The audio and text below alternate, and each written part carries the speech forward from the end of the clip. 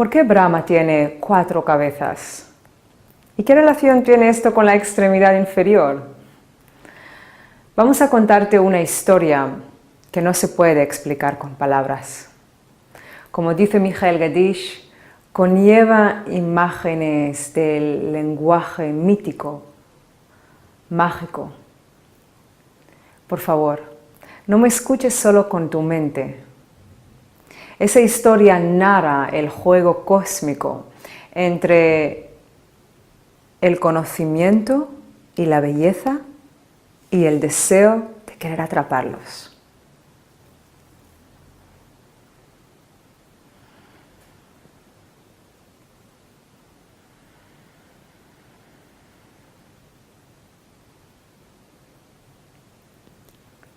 Brahma se dice que es el dios de la creación. Su nombre significa también expansión. Curioso, ¿no? El dios de la creación, su nombre es expansión. Él crea la primera cosa que desea crear y expandir, es una diosa y la llama Shatarupa. Shatarupa significa en sánscrito aquella con las 100 bellas formas, que normalmente cuando se usa el término o el número 100 o 1000 es como otra manera para decir infinito, aquello que no se puede contar. Y otro nombre que tiene esa diosa es Sarasvati. Sarasvati significa en sánscrito aquella que fluye. Aquella que fluye y tiene 100 infinitas formas bellas. Era tan preciosa, sus formas eran tan preciosas que Brahma se enamoró de ella y dirigía su atención y su mirada a ella. Ella, buscando su libertad y el juego, el misterio, iba fluyendo a su lado derecho. Y como Brahma está sentado en el eje del loto universal, está fijo en esta postura, lo que hace es crear una segunda cabeza en su lado derecho para poder ver y admirar a Sarasvati. Ella fluye hacia su nuca y él crea una tercera cabeza para poder observar a Sarasvati por detrás. Ella sigue escapando y fluyendo hacia su lado izquierdo y él de nuevo desarrolla una cuarta cabeza para poder verla en su lado izquierdo. De nuevo ella escapa hacia su coronilla en la dirección del cielo y él de nuevo crea una quinta cabeza, como dispuesto a ver la quinta dimensión. Y en este momento Sarasvati pide socorro del universo. No está dispuesta a estar totalmente expuesta. Shiva, que medita eternamente en el centro del universo, oye a Sarasvati y viene para ayudarla. Corta la quinta cabeza de Brahma. Más allá de las formas, Sarasvati encuentra su libertad.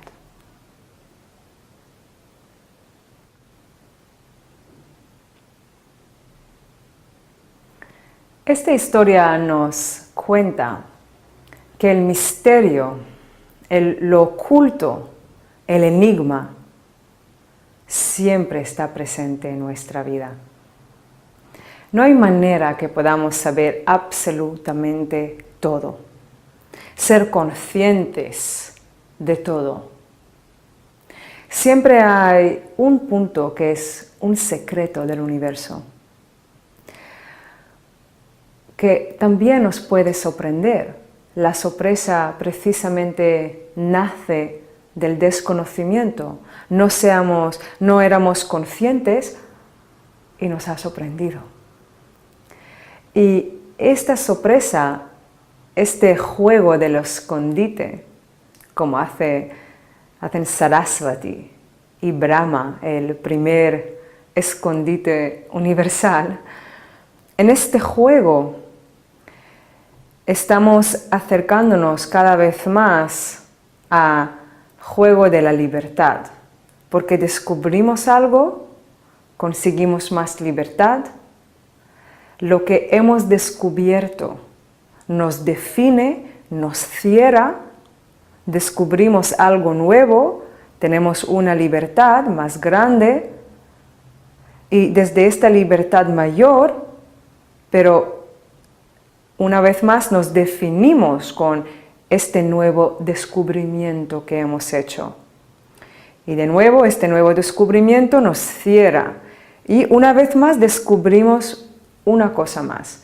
El juego es que cada vez que hay un misterio, también existe el descubrimiento, lo oculto y lo revelado. Los dos polos siempre existen. Y el juego es encontrar, olvidar, perder y de nuevo descubrir, redescubrir. Y este juego es un juego cósmico que ocurre en todos los niveles. En las Vedas se dice que jamás se puede saber más de 1/4 de la realidad. Porque en el momento que ya sabes algo, ya se ha evolucionado, se ha transformado y es un poco distinto. Y amar, no aceptar, amar al misterio.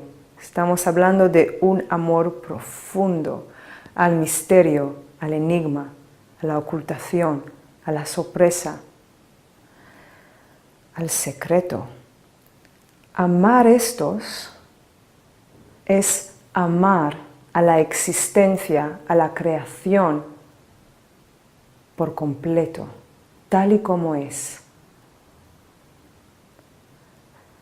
Así soltamos el deseo de querer controlar y saber todo.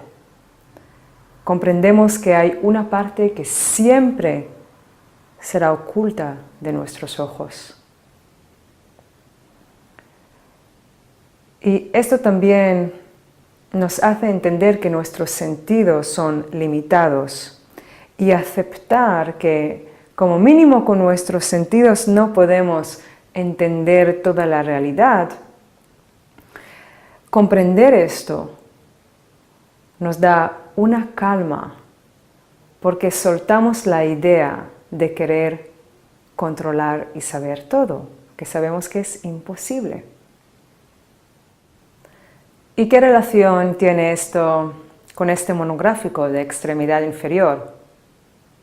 Pues lo que ocurre entre Brahma y Sarasvati, este juego de escondite, este juego en que hay un misterio y Brahma tiene que aceptarlo, que no va a poder ser capaz de ver a Sarasvati en todas sus dimensiones, que incluso el Dios de la creación acepta que hay una dimensión, hay una parte, hay una capa que se esconde de él. Y es algo parecido que ocurre en nosotros. En la extremidad inferior nosotros lo vemos como uno de los monográficos más complejos. Es realmente complejo. Uno necesita un ojo entrenado, un conocimiento refinado para poder ver primero los desalineamientos. Por ejemplo, en la columna es muy fácil observar una desalineación, es mucho más accesible, pero en la extremidad inferior a veces no es tan claro. A veces no es que haya un valgo o un varo, es una tendencia a valgo o varo. Y esto lo hace un poco más complejo. Además, si hay una desalineación o una lesión, por ejemplo, en el pie, la rodilla, la cadera, verás que todo el cuerpo se adapta, tal como Brahma se adaptó para ver a Sarasvati. El cuerpo entero se adaptará de una manera u otra a esta lesión o a esta desalineación. Esa es la capacidad de la fluidez que tiene el cuerpo. Si pues muchas veces pensamos en la extremidad inferior como algo estable, nuestras raíces, decimos en yoga, pero esas raíces son más bien como ríos, son muy fluidos, no es como un tronco de árbol, no es tan rígido, es más bien algo más fluido, más fácil de ajustarse, de adaptarse. Y cuando vemos todos esos desajustes y desalineaciones, la primera pregunta que surge es, ¿por qué? ¿Por qué pasa esto? ¿Por qué hay esa desalineación? ¿Por qué en una pierna hay varo, en la otra pierna hay varo o una tendencia? En un pie tenemos un pie cabo, en otro es pie plano. ¿Y por qué? ¿Por qué ha pasado esto? Muchas veces las respuestas no son fáciles, unificadas y no tienen una sola verdad. Normalmente es una combinación de factores y además, según nuestra experiencia, nuestras formaciones y la manera en que observamos el cuerpo, vemos y descubrimos una verdad u otra. Hay muchísimos factores que pueden intervenir. Pueden ser tensiones mecánicas, ascendentes o descendentes, pueden haber también cuestiones psicológicas, psicoemocionales que intervengan, cuestiones genéticas y también, quién sabe, igual también karma o energía en los chakras. Ahí está el misterio, ese es el enigma del cuerpo humano. Y cada profesional, según su entrenamiento, según sus maestros, según su manera de percibir y observar el cuerpo, va a haber otros matices y surgirán otras preguntas. Y es precisamente lo que nos ocurre. Cuanto más observamos un cuerpo, cuanto más vemos las relaciones que ocurren entre sus tensiones y desalineaciones, más preguntas surgen. No es necesariamente más respuestas, que también puede ser, pero muchas veces más relaciones surgen más preguntas. Y empezamos a ver que es complejo. Y eso es la belleza del conocimiento, que nunca se acaba.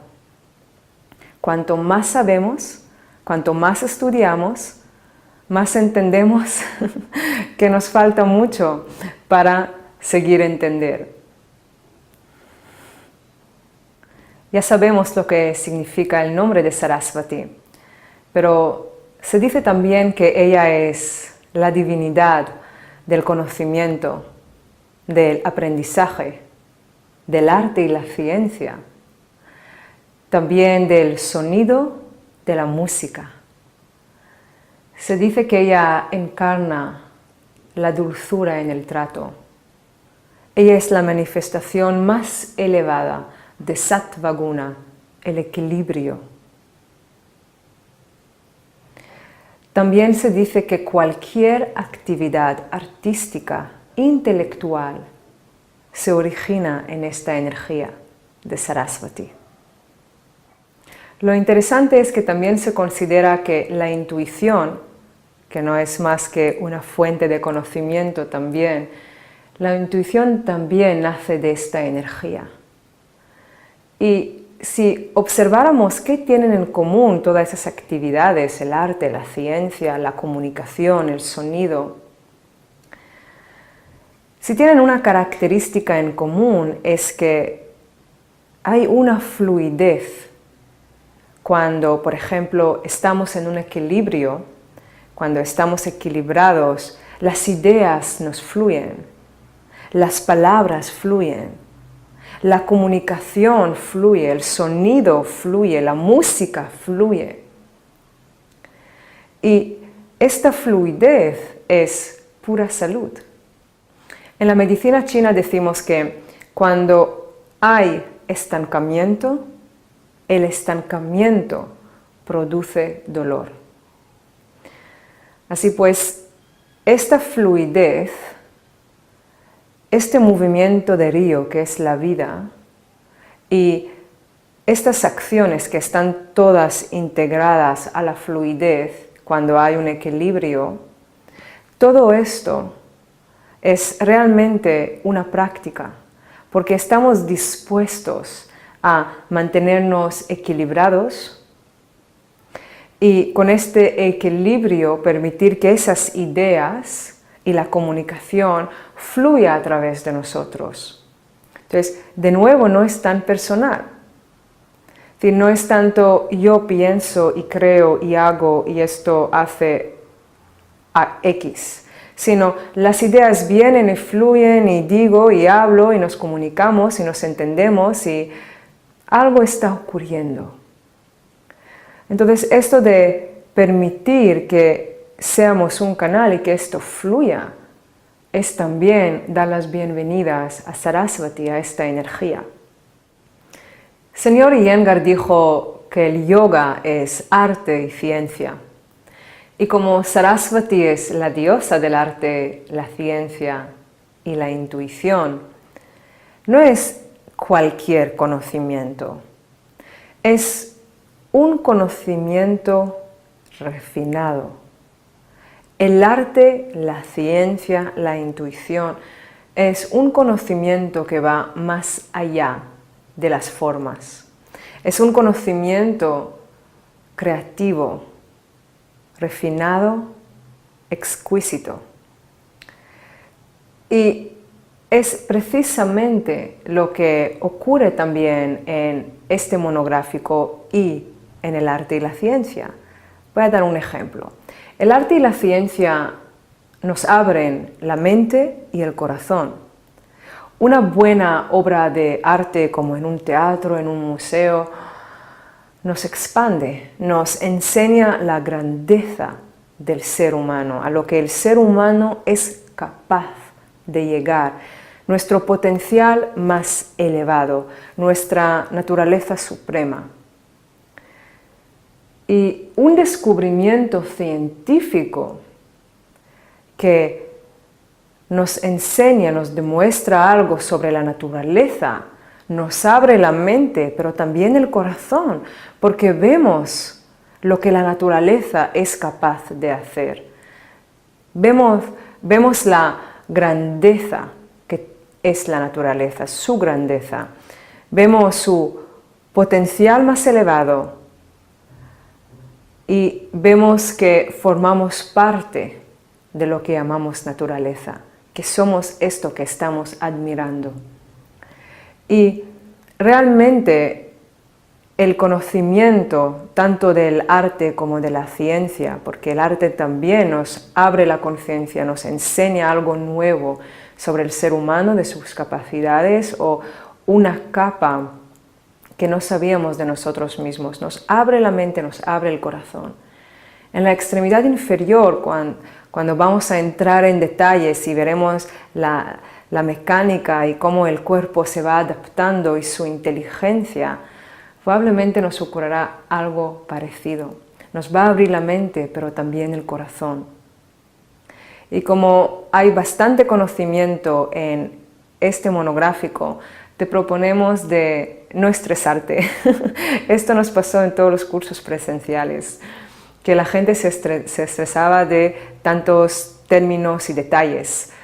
Pero como vamos a estudiar toda nuestra vida, todos somos alumnos eternos, es mucho mejor que lo disfrutaremos, que disfrutaremos del proceso del aprendizaje, del proceso de la asimilación y después de la comunicación, de cómo lo vamos a transmitir, porque la comunicación no es más de una manera de transmitir conocimiento. Entonces, recordémonos de disfrutar del aprendizaje, pero también de enamorarnos en el misterio, en la capa oculta, que por mucho que vamos a estudiar y aprender, siempre habrá una capa que no vamos a ver. Y eso es amar a la creación, porque la creación, esta parte divina, es muy juguetona, siempre mantiene una capa oculta de nosotros. Así que mejor que nos entreguemos a esta creación, a esa existencia y enamoremos en las dos capas, en lo revelado y en el secreto. Para celebrar esos dos polos y celebrar el secreto, el misterio, el enigma, vamos a encender nuestras 3 velas.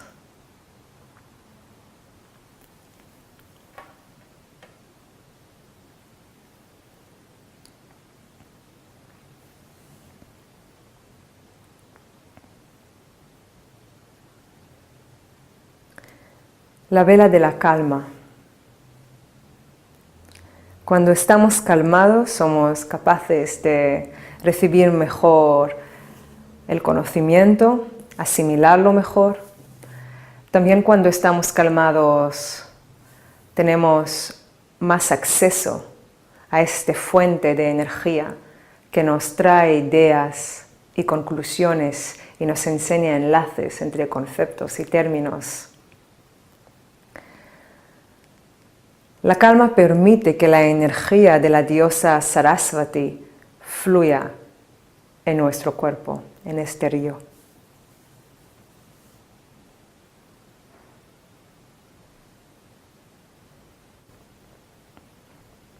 La calma lo podemos visualizar como si fuera un río en que el agua fluye de manera que da vida, que hay una corriente sana, pero el agua no desborda, el río no se desborda y destruye los pueblos alrededor. Está en su equilibrio, el sattva guna. Está precisamente en el equilibrio perfecto que el río permite que haya una vida en los pueblos y se puede vivir y alimentarse y hay una vida alrededor del río, beber de su agua, pero no es demasiado fuerte. Entonces, de la misma manera queremos que la energía fluya en nuestro cuerpo, que fluya, pero que no hay unos chorros que nos pueden agobiar. Son corrientes dulces, constantes y fuertes, sí, también. La vela de la calma.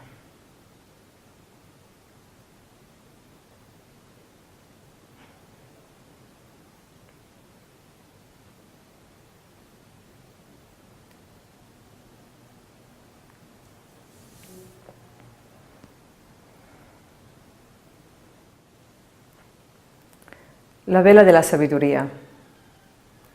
La sabiduría de ser capaz de disfrutar del aprendizaje constante en nuestra vida. Aprender lecciones,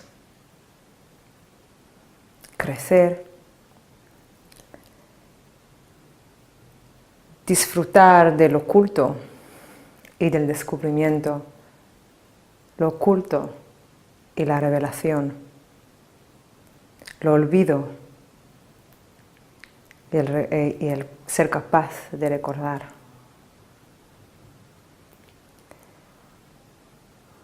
La sabiduría de permitir que las ideas y las palabras fluyan.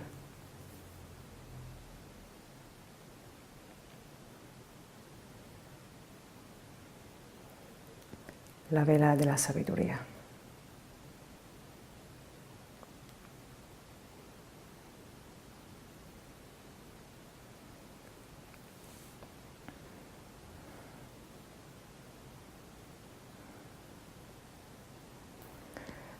La vela de la compasión, como un río que es generoso con su agua y comparte. Nosotros también, cada conocimiento que tenemos, que se nos ha revelado, nosotros lo compartimos. Y es una práctica, ser generoso.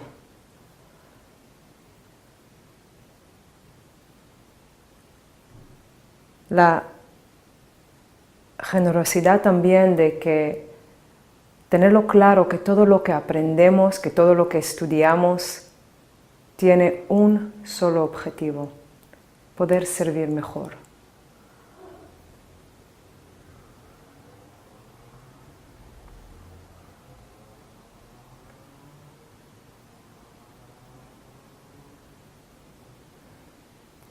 Que la compasión fluya en nosotros.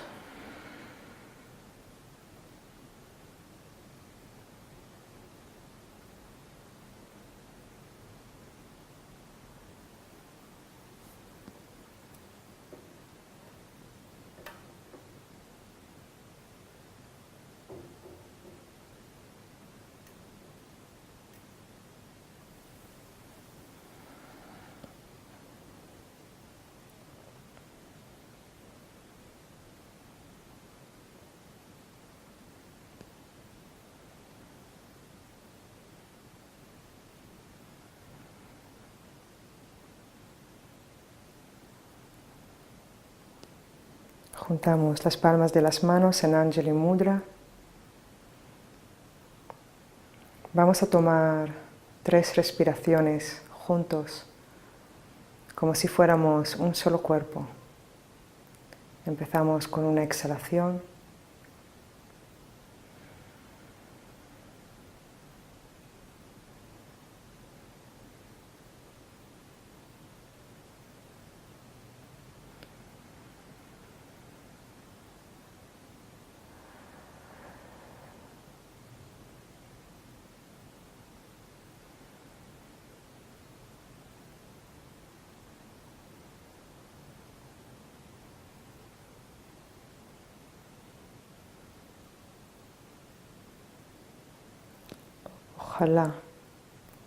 Ojalá que la calma, la sabiduría y la compasión se enraícen en nuestro corazón